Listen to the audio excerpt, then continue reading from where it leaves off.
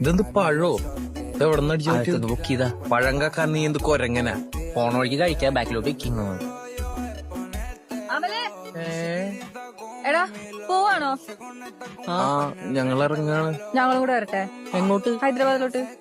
അതിനിപ്പ എന്താ വായോ ഒരുമിച്ച് പോവാലോ അല്ലേടാ? റീനു എന്തേ വരുന്നുണ്ടെങ്കിൽ പെട്ടെന്ന് വരണം.